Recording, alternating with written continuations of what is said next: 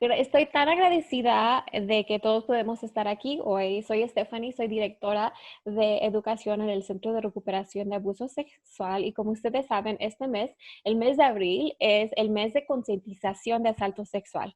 Y hoy tenemos una conversación que estoy muy entusiasmada de empezar y también es una conversación que tenemos que tener más en nuestra comunidad.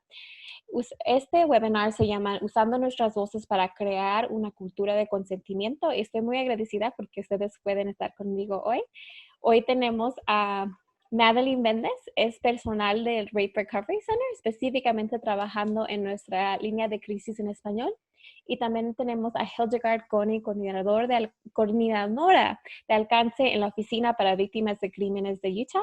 Y ahorita en unos momentos nos va a acompañar también Javier Campos, es un miembro de la comunidad que ha trabajado con este tema por muchísimos años.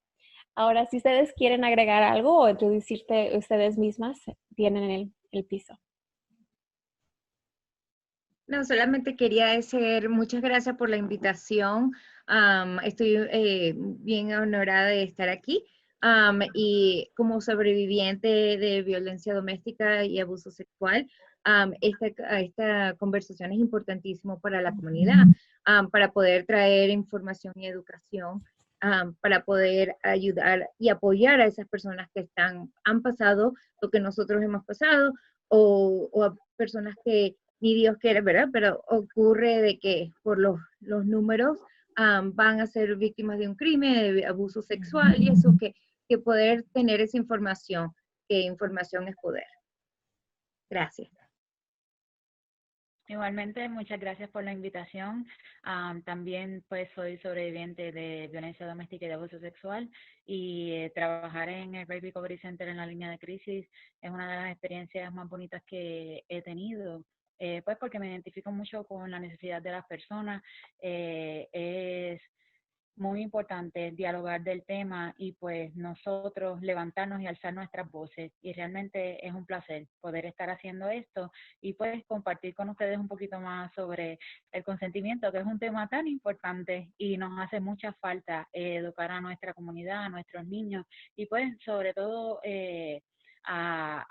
yo digo no hay una edad, no hay una edad específica, es algo que se debería comenzar en la niñez y nunca es tarde para seguir hablando de este tema.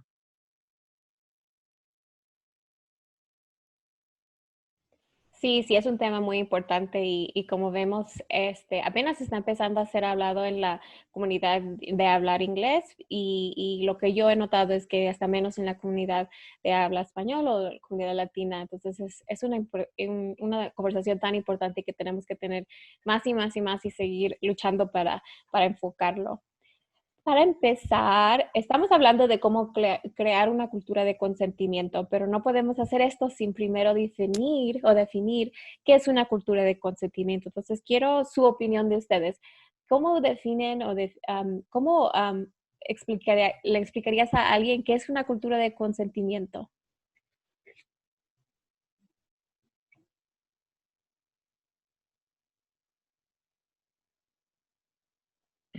Que yo empiezo. Una cultura de consentimiento para mí, ¿verdad? Sería todo lo que nosotros hemos recibido información como niños de nuestras culturas y todo esto, esta información, ¿verdad? Han sido cosas de que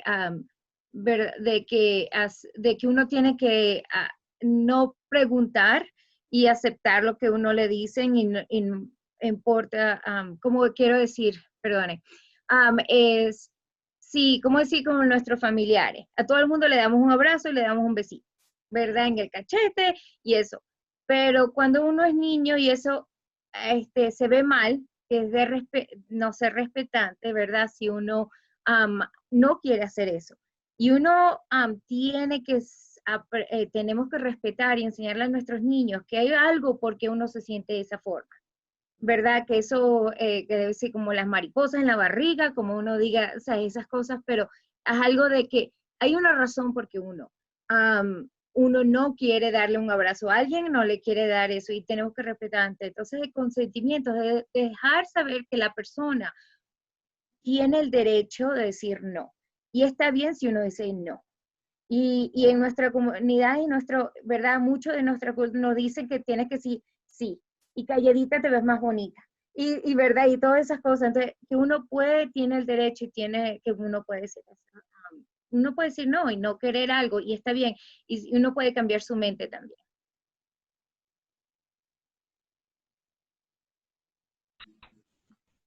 Para mí el consentimiento, pues, es un concepto bastante amplio y en específicamente, pues, hablando en cuanto a todo lo que es pues, la sexualidad, el contacto físico y todo ese tipo de cosas.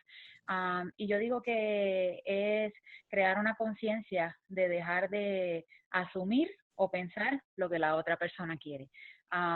Donde está bien decir que no y donde debe ser escuchada y en adición pues que no hay por qué complacer a nadie. En absolutamente, en todos los sentidos de la palabra, no hay por qué complacer a nadie. En específicamente cuando decimos que no. Cuando decimos que no, no estamos diciendo trata de convencerme para obtener un sí. Simplemente es no. Esa es pues mi pensar de lo que es el consentimiento y de lo que quisiera proyectarle pues a mis hijos y a la comunidad de que tenemos que tener eso en mente. Eso es muy importante y quería ver cuál es tu opinión. Muchas veces cuando los niños, específicamente los niños, pero hasta a veces adultos, si no das ese abrazo, si no saludas en esa manera, se ve como una falta de respeto. ¿Cómo manejas eso o qué les dirías a los padres que están tratando de crear una cultura de consentimiento, pero a lo mejor no quieren que sus niños falten el respeto a sus familiares o a la cultura? Bueno, ahorita digo, yo voy a empezar. Una de las cosas que digo es fácil ahorita porque tenemos que mantenernos lejos de todo el mundo, ¿no? Entonces, pero el de tener la conversación de que, ay, sí, dile hola a tu tío, pero no le tienes que dar un beso en el cachete, le puedes agarrar y entonces, pero, y no tienes que decirle a tus hijos que no se sientan de esa forma. Um, y no es de respeto, sino es respeto a ellos mismos. Y eso es lo que nosotros a veces mucho nos ha faltado, que siempre estamos preocupados de lo que todo el mundo piense, pero no hemos visto de lo que no pueden, o sea, lo que nos dan daño a nosotros y lo que no es saludable para uno. Y entonces, pero yo creo que hablando esa conversación con los niños de por qué no te gusta darle a alguien un abrazo, y si alguien me lo hubiera hecho a mí, yo hubiera contado de que alguien me estaba violando, ¿verdad? Entonces, pero no, eso no había un permiso de tener esa conversación, porque uno no tenía molestar a nadie en la familia, ¿verdad? Entonces, de hablar con los niños y cuando uno está con sus familiares y todo, le dije, no, ya, yo le dije, si él no quiere dar un besito, no te da un besito. Y si me lo tengo que yo como tomar como padre, me lo tomo yo como padre. Pero es algo de que yo quiero darle ese respeto, pero quiero darle un lugar que es safe, que es seguro para mis hijos, ¿verdad? De que ellos pueden ser sus propias personas y protegerlos. Porque eso es lo que uno quiere como padre para todos, ¿verdad? Y como comunidad, uno quiere proteger a todo, que nadie le pase nada de lo que uno le pasa. Yo digo que el tema de la familia es el reto más grande, pues porque somos juzgados como padres.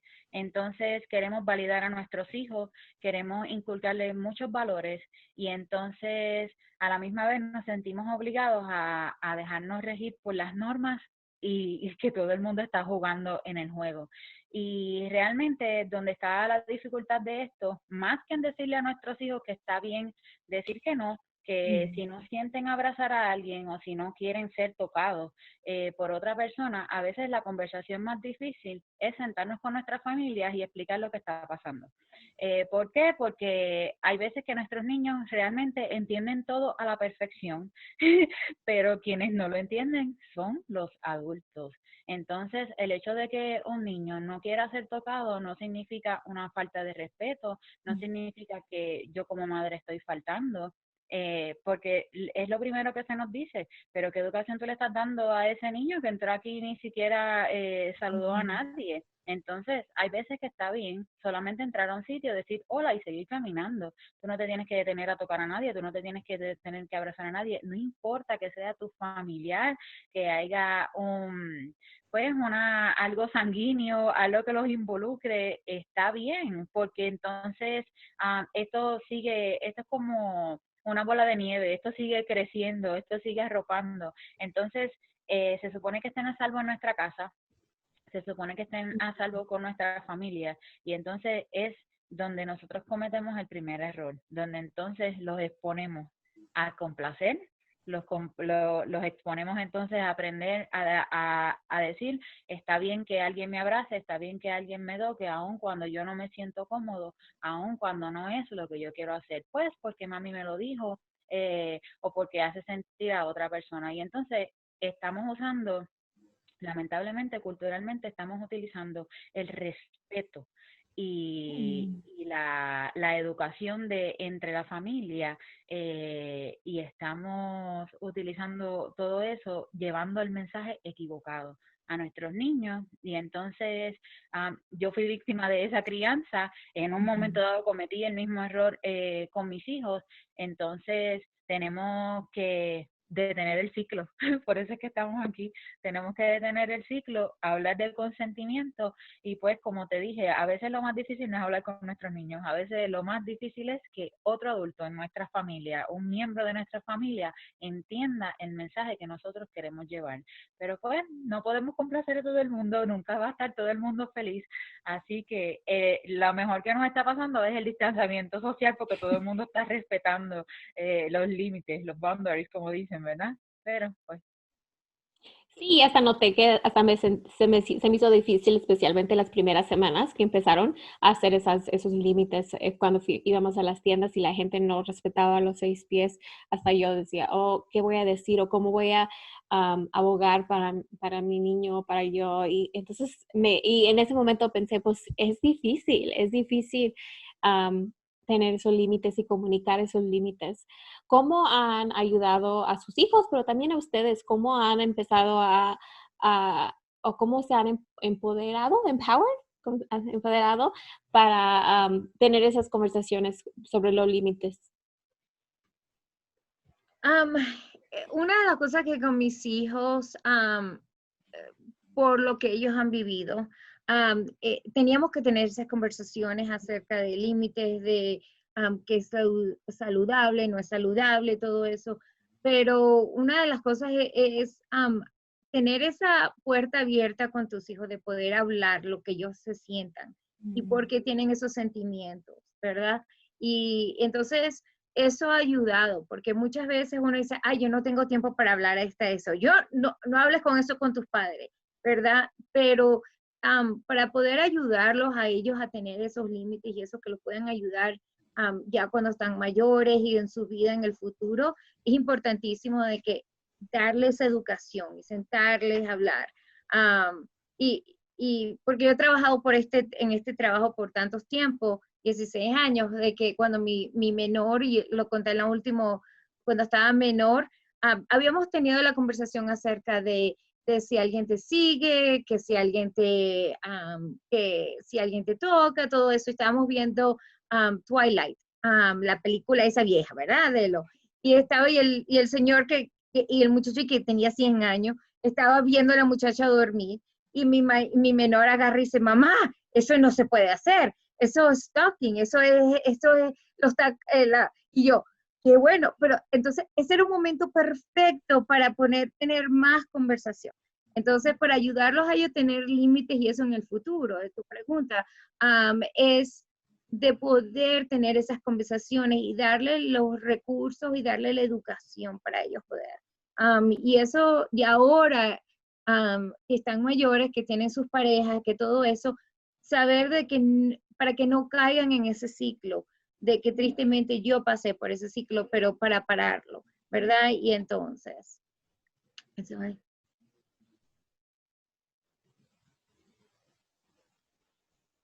Pues mi experiencia con mis hijos, aún ellos son niños. Desafortunadamente nosotros comenzamos a hablar pues sobre el consentimiento y todo lo que encierra la educación de abuso sexual por incidentes que ocurrieron desafortunadamente. Sin embargo, yo me sentí, fue muy duro como madre procesar toda la información, pero a la misma vez yo me sentí muy contenta de que ellos se sintieron en la confianza de poder dialogar sobre el tema conmigo. Entonces, pues yo como sobreviviente, fue un poquito duro el proceso porque como que retrocedí en el tiempo cuando empecé a escuchar estas cosas, pero pues pude tener la capacidad y la fortaleza de convertirme en ese adulto que yo necesité, pero no tuve. Entonces, es en lo que yo me he enfocado como madre, en todo este proceso de empoderar a nuestros niños. Hay veces que desafortunadamente, especialmente en nuestra cultura hispana, donde todo es una falta de respeto, donde tú no puedes hablar de ciertos temas. ¿Quién mejor para hablar del sexo y educar a nuestros niños que nosotros? Pero entonces le pasamos esa responsabilidad a la escuela, pues porque nos avergonzamos o porque pues son los tabús de las cosas que no se pueden hablar en la casa y son cosas que yo sigo insistiendo, son ciclos que se tienen que romper, son prácticas que se tienen que detener y nosotros tenemos que pararnos en la posición de que yo soy quien tú necesitas y yo soy la persona en la que tú puedes confiar. Entonces a veces tenemos esta proyección de ser bien amables, de ser bien comunicativos en nuestra comunidad y entonces cuando un niño, nuestros niños se nos acercan, nuestros hijos, entonces cuando tú te sientas con un niño, ¿qué es lo que te dice? Es que con mami yo no puedo hablar. Yo no puedo hablar de esto con mami porque se va a molestar conmigo, me mata. Esa es la reacción de cuando tú hablas de esto, se muere ella si yo le cuento una cosa como esta, porque a veces como padres queremos que nuestros hijos se acerquen a nosotros a hablarnos sobre ciertas experiencias, sobre ciertas cosas, pero entonces no los dejamos hablar, empezamos a cuestionarlos, empezamos a juzgar. Entonces son cosas que tenemos que mejorar. Son cosas que tenemos que ver cómo nos estamos proyectando, cuál es la imagen que nuestros niños tienen de nosotros. Pues porque no está en lo que tú digas, yo por mis hijos daría la vida. Y tu hijo diría lo mismo. Si nosotros le preguntamos a, ¿y tu mamá? ¿Por ti realmente daría la vida? Y uno se sorprendería. Entonces, es bien interesante. Y ahorita tú mencionaste una de las series que estabas viendo. Y una de las series que a mí me marcó increíblemente fue la de las 13 razones por qué, 13 Reasons Why, donde pues tú sabes que hicieron varias temporadas donde enfocaban el impacto del abuso sexual cuando tú no hablas, cuando tú sientes que nadie te comprende, cuando tú sientes que nadie te valida y hasta dónde puede llegar esto. Y es la realidad que están viviendo nuestros niños, nuestros jóvenes y muchos adultos en la comunidad. Entonces, ¿qué podemos hacer nosotros? Sí, tenemos que empezar un paso a paso y es pues romper patrones, detener los ciclos, educar y entonces poder validar y empoderar, porque de eso se trata. Si no empoderamos y no educamos, no estamos haciendo absolutamente nada. Sí. Y una de las preguntas que me dan mucho en la comunidad es que cuando sí hay padres o familias que quieren hablar sobre este tema, no saben cómo empezar y sí hay un miedo porque si nunca has tenido esas conversaciones en casa o si la única memoria tienes de cuando te hablaron eras muy niño y a lo mejor fue de una manera que no te gustó, vas a tener miedo o timidez de empezarlo. ¿Hay algunos recursos o algunos consejos que ustedes tienen para esas familias que quieren empezar a tener esas conversaciones y a lo mejor no saben cómo empezar? Una de las cosas que yo he visto y me ha ayudado a tener esa conversación con mis hijos y cuando trabajaba con los jóvenes es poniendo los ejemplos de películas y viendo las películas y hablando de que es verdad. Y siempre he empezado con la saludable y no saludable, porque es más fácil que tener la conversación de qué es abuso sexual y qué es ¿verdad? Porque esas palabras, ¿verdad? Han sido tan tabú, pero yo quiero que puedan decir correcta la terminología, ¿verdad? Porque es importantísimo de que la gente sepa la terminología y no lo ponga. Pero para poder empezar a hacer eso, y vemos las películas y veo que es correcto, que no es. Y habíamos hablado de eso acerca la semana pasada, ¿verdad? De que formas en la casa ahorita, que uno no puede salir y eso. Entonces, uno mucho está viendo películas o leyendo o cosas así, ¿no? Entonces, y tener eso, pero han sido los más conversaciones tan interesantes que he tenido con mis hijos. Y he aprendido de lo que ellos están pensando cuando ven estas cosas. Y lo que ellos han escuchado de sus compañeros, de que han escuchado de sus profesores, que han escuchado, ¿verdad? ¿Qué mensajes ellos han recibido? Igualmente cuando trabajaba para Planned Parenthood y trabajaba con los jóvenes, ¿verdad? De tener esas conversaciones, de hablábamos de lo que estaban viendo en el colegio, qué estaba ocurriendo, ¿verdad? Entonces, y aunque yo no estuviera en el mismo pensamiento que ellos, sentaba con ellos y hablaba. Y era una conversación, pero era teníamos que tener ese respeto. Era primero y principal tener ese respeto. Porque a veces uno como padre dice, pero yo soy padre y eso por eso te digo, ¿verdad? Entonces, pero de poder tener esa conversación y tener ese nivel, ¿y por qué piensas de esa forma? Y qué, ¿verdad? Y a veces uno aprende de sus hijos. Yo digo que uno no para de aprender en su vida. Entonces, de tener eso, pero película ha sido algo tan, ¿verdad? A veces uno se, ni quiero de hablar de esa película era horrorosa, pero ¿y por qué? ¿Y por qué te sentiste de esa forma? Entonces poder hablar. Eso es un ejemplo.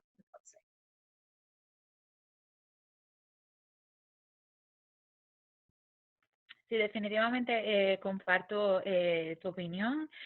Pienso que las películas son una excelente herramienta. Hoy día tenemos YouTube, que me parece que es otra herramienta increíble, algo muy bueno para romper el hielo, donde pues hay mucho material educativo, donde puedes conseguir pues diferentes cosas, pero eso depende de nuestros propios niños, porque no todos funcionan de la misma manera y a no todos les llama la atención ni reaccionan igual a todas las cosas. Algo también que a mí me ha ayudado mucho es quitar del pensamiento, yo no quiero proyectarle a mis hijos que porque yo soy su madre, yo soy la mujer perfecta y el modelo de ellos a seguir. Es algo que nunca he estado de acuerdo con eso. Siempre le digo a mis hijos que ellos me vean a mí como un ejemplo a seguir, pero yo no quiero que ellos sean como yo quiero que ellos sean mejores que yo en todo el sentido de la palabra, mejores seres humanos, mejores padres, mejores profesionales, mejores personas, porque de eso se trata de que ellos tienen la oportunidad de ser una versión mejorada de mí.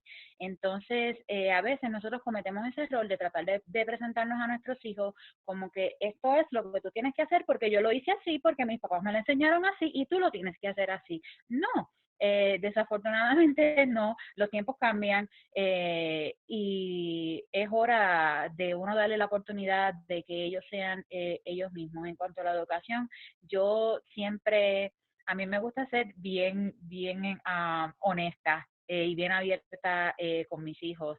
Les hablo de mis errores, como decimos los puertorriqueños, de mis metidas de patas.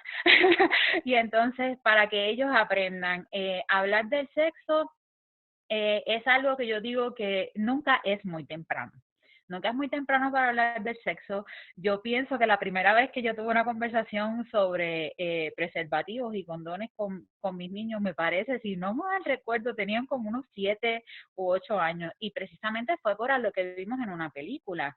Entonces, está en mi reacción, cómo yo reacciono y cómo yo domino el tema. Entonces, porque pues en la película usaron en la conversación, decía, si hubieras usado un condón, no estuvieras pasando entonces por esto. Mami, que es un condón. Ay, entonces son esos momentos que tú como que sientes que te mueres por dentro, pero no lo puedes proyectar en tu rostro para que entonces ellos digan, es normal, yo puedo hablar de esto con mi mamá. Y entonces, ok, un condón es esto se usa así, se usa para prevenir. Y entonces era bien, en cierto sentido se escuchaba gracioso que mi niño de 7 años me dijera, no, sí, porque cuando yo tengo una novia yo tengo que tener un condón. Entonces, hay veces que entonces nosotros, la comunidad hispana, pues los que tenemos diferentes creencias religiosas, tratamos de ver todo esto como que es el mensaje que le tenemos que llevar a nuestros niños, que tú no puedes hablar de sexo, que está mal tú sentir una atracción por una persona, que está mal tú tener un deseo sexual, entonces que te tienes que casar para poder tener sexo y entonces le seguimos poniendo tanto peso y le estamos dando tanto material para procesar a los niños, cuando tan fácil que es hablar de cuando las dos personas se gustan y están de acuerdo, tienen relaciones sexuales, deben protegerse, entonces le dejamos todo esto a las escuelas, a Planned Parenthood y entonces a todas las agencias que se resuelvan con cosas que realmente nosotros nos podemos sentar a dialogar en la sala de nuestra casa. Ah, pero pues son cosas que no hicieron conmigo y entonces no porque no la hayan hecho conmigo significa que yo no lo voy a hacer con mis hijos. Entonces siempre es bueno y entonces no solamente hay películas, yo digo, hay agencias, está el Rape Recovery Center, donde tú te puedes sentar a hacer una llamada, a decir, mira, yo quiero poder tener esta conversación con mis hijos, ¿qué yo puedo hacer?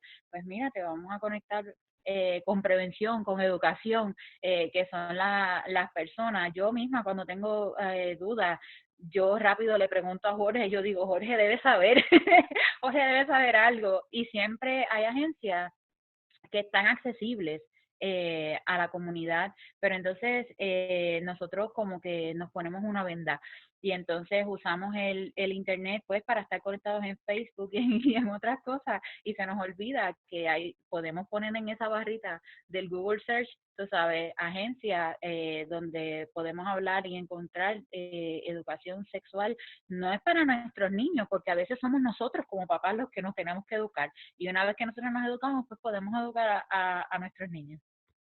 Perfecto. Gracias. Iba a ser rapidito, perdona, Stephanie. Gracias por decir lo de la agencia, porque creo que es importantísimo tener eso. Trabajado con policías y como trabajo para con víctimas de crimen, ¿verdad? Muchas veces cuando las investigaciones están pasando y todo eso, tenemos buena colaboración con el Rape Recovery Center, ¿verdad? Con las agencias que trabajan con abuso sexual. Pero es importantísimo de que la gente le enseñe a los niños los términos correctos de las partes del cuerpo. Y uno mismo a veces ni sabe de eso, ¿verdad? Porque eso fue como mi abuela me lo dijo, y ese es como uno llamamos a eso, y ¿verdad? Pero cuando están haciendo, para poder ayudar a un caso, tienen que tener esa información. Entonces, libros, agencias, todo eso existe, de que uno pueda sentarse y tener esa conversación. Y si uno se tiene que educar primero, para poder tener esa conversación de cómo usted utiliza los condones, porque mucho uno no sabe esa información, ¿verdad? De que hay un condón para la boca, hay un condón para ¿verdad? Hay tantas diferentes cosas que uno puede proteger, pero uno a veces tiene que tener esa educación. Gracias. Sí, voy a cambiar un poquito de tema, específicamente a otra manera que podemos crear una cultura de consentimiento. Hemos visto en Latinoamérica y en los Estados Unidos estos movimientos para enfocar la conversación un poquito más en los sobrevivientes. Entonces, no tanto la prevención, pero para las personas que ya han pasado por esto. En los Estados Unidos vimos de Me Too y yo también, y apenas acaba de pasar algo en Latinoamérica con Ni Una Menos y los diferentes movimientos que vimos por todo el mundo de verdad. ¿Cómo ustedes creen que podemos crear una cultura de consentimiento enfocada en sobrevivientes? ¿Cuál es el mensaje que ustedes tienen para esa parte de esta cultura?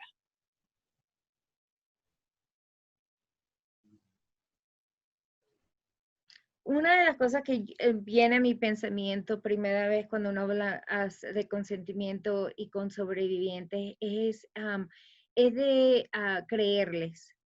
Cuando uno está hablando con eso, ¿verdad? De tener está bien decir que uno es un sobreviviente, que no es algo malo decir de que eso es lo que a uno le pasó, ¿verdad? Y educar, porque consentimiento para una persona de que ha sido sobreviviente es diferente que alguien de que está, como estábamos hablando acerca de prevención, pero de si alguien camina cerca de uno, o agarrar algo sin permiso, ¿verdad? Esas cosas importantes, porque uno sobreviviente, uno, y puedo hablar por yo misma, pero es un día, diariamente que estoy peleando para regresar eso, ese trauma, ese todo el empoderamiento, ¿verdad? De que perdí, ¿verdad? Perdón, se me olvidó la palabra. Pero el empowerment. Entonces, pero es algo que diariamente estoy peleando, y no sé si es la palabra peleando que estoy buscando, pero estoy luchando para eso. Entonces, consentimiento es algo que es importantísimo de que alguien, si yo digo yo no quiero hacer algo, no tiene que ser algo sexual, no tiene que ser, pero es algo, y necesito ese respeto de las personas y poder educar a las personas acerca de eso. Entonces, pero también regreso a la parte que dije anteriormente de creerles, porque consentimiento es algo que todavía yo también, el Me Too Movement, todo eso, todavía falta eso, es algo que no, la gente no le quiere creer porque la persona tiene poder, porque la persona tiene dinero, porque la persona no es educada, porque la persona es jovencita, porque la persona es de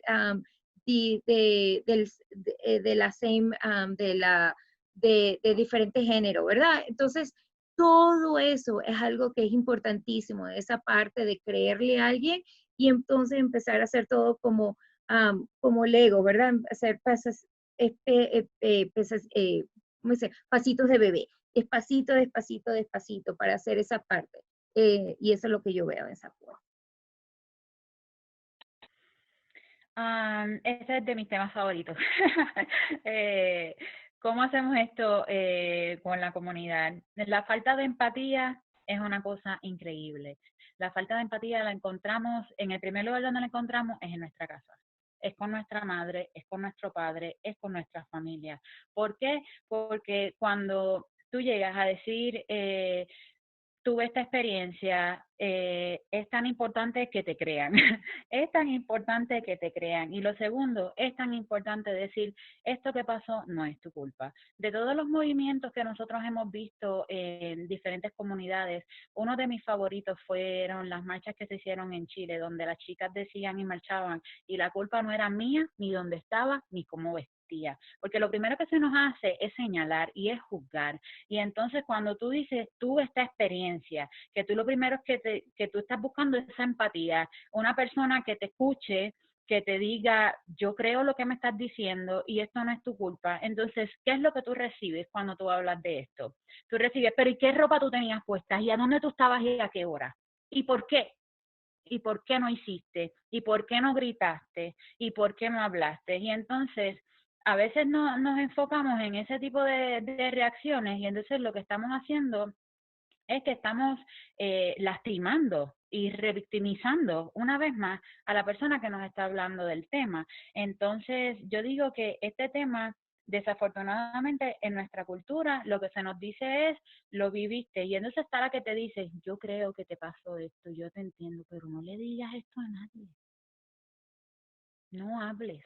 ¿Y por qué yo no puedo hablar de esto? Oh, porque es que fue alguien de la familia quien hizo esto. No, porque es que fue, y estas cosas tú no las hablas con nadie. Entonces yo digo que lo que nosotros tenemos que hacer en la hora de concientizar y hacer todas las cosas es darnos cuenta que de verdad necesitamos empatía, que no hay por qué avergonzarse, que hay que creer pues a las personas, porque sí son víctimas, eventualmente se vuelven sobrevivientes, pero entonces esto es un proceso de recuperación. Esto no es algo que se da de la noche a la mañana, ya porque tú hablaste de esto hoy, ya tú no te vas a recordar nada de esto. Algo con lo que yo trabajo mucho en la línea de crisis es recordándolo a las personas cuando pues a veces llaman en la noche que han tenido pesadillas. Mira, esto es un proceso normal. Eso es parte de tu proceso de recuperación. Te estás sintiendo así, es normal que tengas pesadillas, es normal que vas a tener recuerdos, es normal que vas a tener esos detonadores. Van a haber eventos que van a ser detonadores para ti, que te van a llevar otra vez atrás a la experiencia que tuviste. Pero ¿sabes qué? La buena noticia es que la recuperación es posible, que la sanación es posible y entonces que no tienes por qué guardar silencio.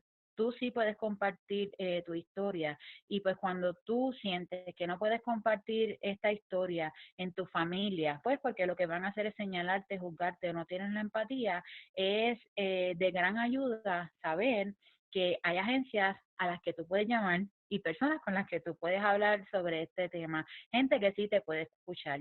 Entonces, ahí están las líneas de crisis del Baby Recovery Center, ahí es donde encuentras los grupos de apoyo, es donde encuentras tantos y tantos servicios, donde el centro, yo digo, el centro a veces se vuelve el oasis del desierto de muchos de nosotros.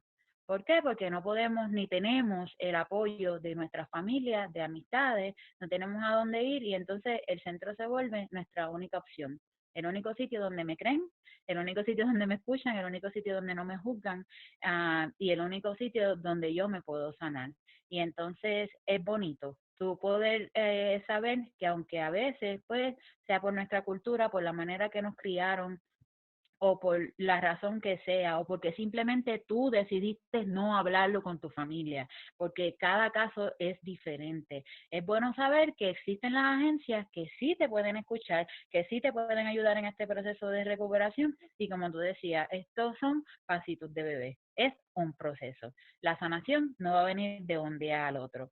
Y más cuando tú estás envuelta en un proceso donde quieres presentar cargos criminales, donde quieren hacer las cosas. Estos son procesos que son bien largos, son procesos bien fuertes, son procesos bien dolorosos, donde realmente tú necesitas un apoyo y necesitas buscar ayuda. Y pues para eso estamos nosotros aquí.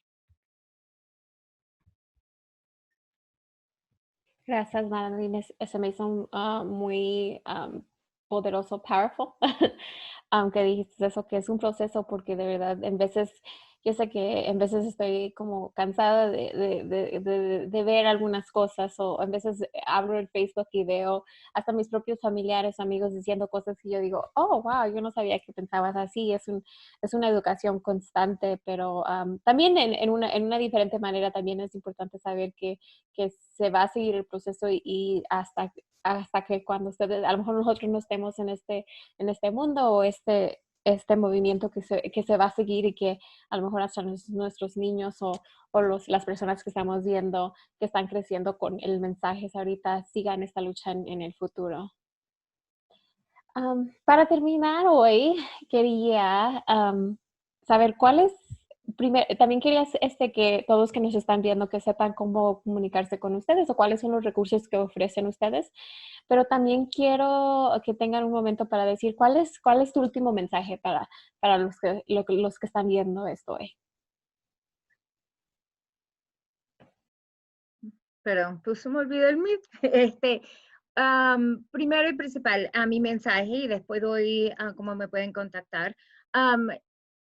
Como hemos dicho, es un proceso. Consentimiento es algo que tenemos que aprender y tenemos que practicar cada día en nuestra vida. Hasta de pedirle permiso a nuestros hijos si podemos tomar una foto de ellos y ponerlo en el Facebook, ¿verdad? O hacer eso. Todo consentimiento en muchas diferentes formas. Pero también en el movimiento de educar nuestra comunidad y darle el poder, la educación y todo eso, tener la conversación no solamente de cerca de la víctima, pero quién es esta persona que están abusando, no es porque esa persona se puso ese vestido o no, eso, porque esa persona, ¿verdad? Porque esa persona hizo, agarró ¿cuál es la palabra que estoy buscando? Pero porque esa persona hizo eso, ¿verdad? Es porque no porque era sexual o nada de eso, sino era porque poder y control, ¿verdad? Porque decidió hacer eso. Y muchas veces nos enfocamos de lo que la víctima, la pobrecita, lo que estaba pasando, lo que estaba vestida, con todo eso, pero también es que tenemos que decirle que, ¿verdad? De que no era su culpa y recordarles eso, porque eso es algo de que muchas veces nosotros nos ponen como pequeños, ¿verdad? Pero si tú no hiciste eso, no te hubiera dado, no hubiera pasado esto, ¿verdad? Y tener hablar eso y tener esa comunicación abierta con su familia y con sus niños y trabajar con esas organizaciones, buscar libros, educarse uno mismo, pero como una sobreviviente que yo lo quiero lo mejor para mis hijos y por eso que estoy trabajando en no es por el dinero, sino, ¿verdad? Porque quiero ayudar a otros, es de que educación, hablar con nuestros familiares, pararse, cuando algo ve incorrecto o algo, no seguir, ¿verdad? Muchas veces uno ve algo en el Facebook o algo de sus familiares que es como no sé si es, nosotros decimos en Venezuela broma, pero, ¿verdad? Como un chiste o algo. Y yo digo, y a veces uno agarra y no quiere pelear con la persona, así que no dice nada, pero agarrar y no seguir con eso, parar. Y cuando uno ve algo, hablar y no ser callados de lo cuando algo está incorrecto que está pasando, para poder ayudar. Y una vez yendo a la parte de consentimiento, es una práctica con pasitos de bebé que tenemos que hacer todo el día de nuestra vida. Am, yo con la oficina que yo trabajo, con la oficina de víctimas de crimen, nosotros ayudamos con reparaciones.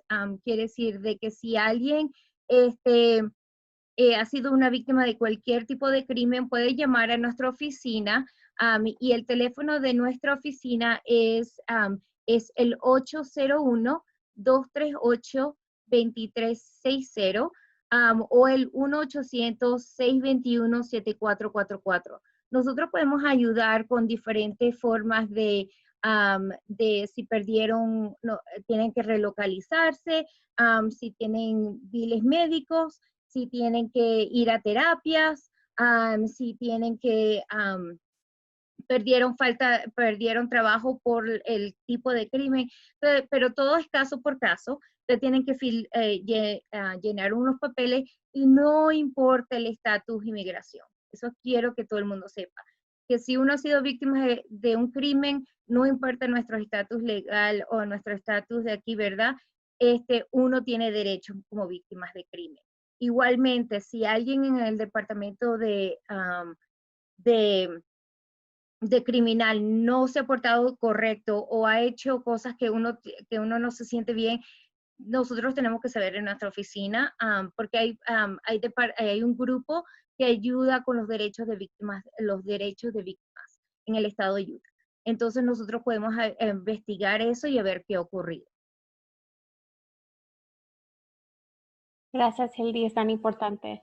Am, y también algo que quiero decir es que la Oficina de Víctimas de Crímenes fue uno de los primeros que abrió el funding el recurso para personas indocumentadas y creo que eso es algo muy importante. Ya ha sido hecho hace muchos años, pero ahora que apenas la comunidad está empezando a abogar para esos recursos para toda la comunidad, es importante que ya tenían esto y que es algo que siempre han tenido.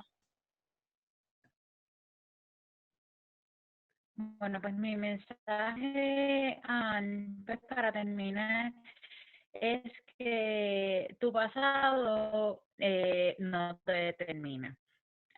Y esto pues es el mensaje que yo le daría tanto a las víctimas como también a los padres de familia, enfocándonos en esto de la educación de consentimiento y pues que nuestra meta es tener una cultura de consentimiento. Yo te diría que nunca es tarde para cambiar.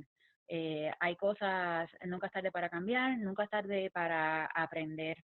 Yo pienso que el consentimiento es algo que tú no logras de un día para otro. Esto es un proceso de aprendizaje. Hay mucho por aprender, hay mucho que yo he aprendido y me falta muchísimo todavía. Y entonces, ¿qué necesitamos? Esa disposición de querer aprender y querer hacer algo. Necesitamos mucha empatía y esto no es un tema del que nosotros tenemos que avergonzarnos ni del que tenemos que guardar silencio.